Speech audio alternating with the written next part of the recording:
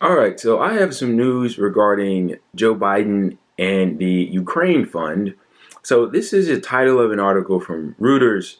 Biden seeks $33 billion war chest to support Ukraine. Zelensky wants quick approval. So I want to read to you a little bit of this article, and then I want to give my take on it because this is very important. So the article goes as follows. President Joe Biden asked Congress for $33 billion to support Ukraine, a dramatic escalation of U.S. funding for the war with Russia, and the Ukrainian president pleaded with lawmakers to give the request a swift approval. The funding requests include over $20 billion for weapons, ammunition, and other military assistance, as well as $8.5 billion in direct economic assistance to the Ukrainian government and $3 billion in humanitarian aid. It is intended to cover the war efforts needs through September, the end of the fiscal year. We need this bill to support Ukraine in its fight for freedom, Biden said at the White House after signing the request on Thursday. The cost of this fight is not cheap, but caving to aggression is going to be more costly. Wow. So this is an extremely valiant effort by our government, the U.S. government, in helping out victims of war, isn't it? Well, you know what? With that line of thinking going, allow me to thrust into the conversation other victims of war who aren't being helped out by our government, the United States of America. Let's start with the people here at home. You know, Americans haven't been at war with some foreign power like the people in Ukraine have, but they've been fighting multiple wars, especially over the last couple years. Many new enemies have arisen. Let's just start with the most obvious one, COVID. We have been at war with COVID. It's claimed over 1 million lives at this point, and surely many others that haven't been accounted for. It's thrust us into, once again, another moment of economic uncertainty, though there's a fine line between those two things. You can't blame it on COVID. This is just another symptom of our capitalist society doing what it does. So we've been at war with COVID.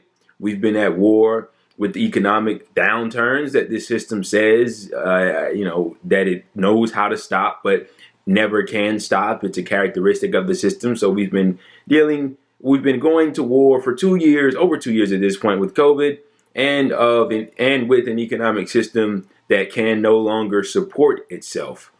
We've also been at war, and this is a newer enemy, with an inflation.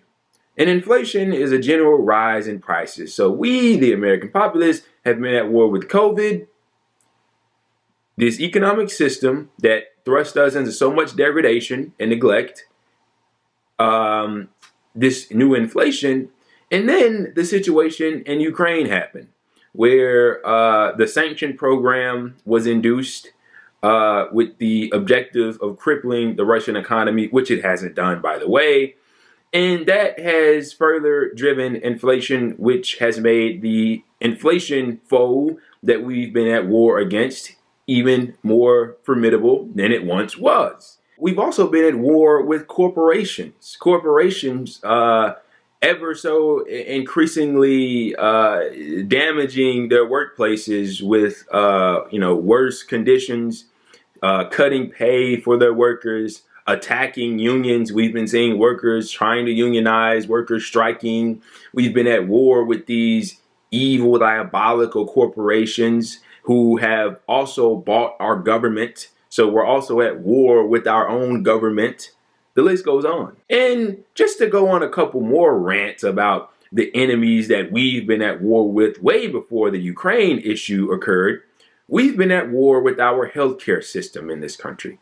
We pay more for healthcare than any other developed country, yet we get close to mediocre care.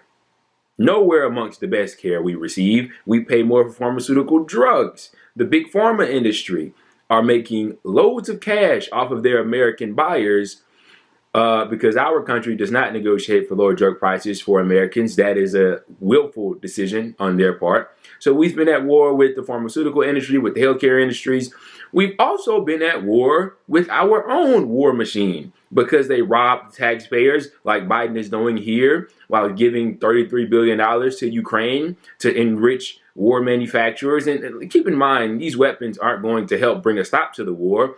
Ukraine is fighting a fruitless battle in terms of against the Russian military. With all due respect, there needs to be talks of peace, negotiations of peace. And ironically, the former President Donald Trump, issued a statement saying just that shifting more weapons, more money, and all the rest of it into Ukraine will do nothing but further the bloodshed. And I can do nothing but agree, because that statement made a lot of sense, and nobody else is issuing statements like it, especially not our current leadership, being Joe Biden and his allies. We've also been at war, and the list is very long, and I won't go, along the whole entire thing, because we'd be here all day. But we've also been at war with the cost of housing in this country. Housing prices have shot through the roof, and this you can't blame this on inflation. This has been going on for years. This is profit driven, okay? When you leave things up for profiteering, this is what occurs. Rent, everything else has been, the cost has been driving up throughout the years. And I can keep going of the many different wars Americans have been fighting. But let's just pivot from the perilous situation of the average working class American citizen, and let's look abroad.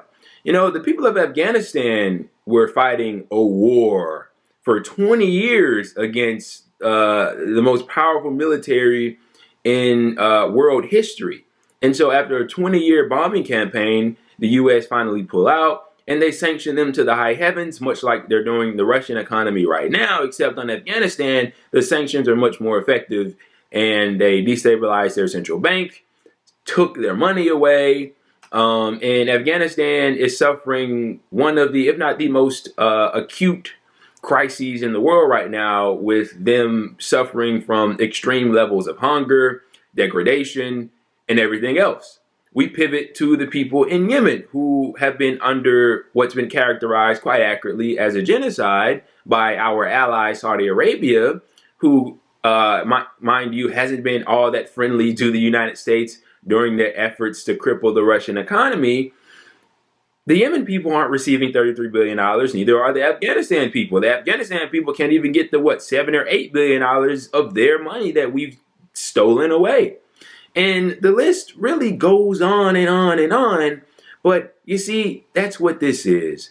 It's simply theater. It's just theater is what it is. You know, under the Trump administration, the big enemy was China. If you remember, with his trade wars against China that he was supposedly had won, he didn't win any of them. Nothing happened to the Chinese economy. They actually did better than they previously did. Anyway, under the Biden administration, the big enemy is Russia, obviously, to a lesser degree China, but it's mainly Russia.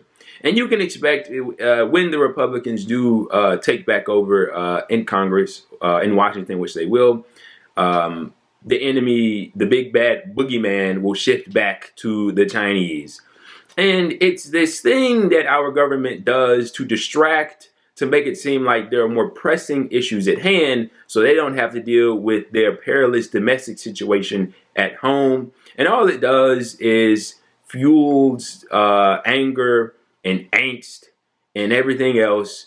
And it's just a question of how long, how much the people are willing to deal with before they ultimately revolt, because it seems like that's the direction that we're heading.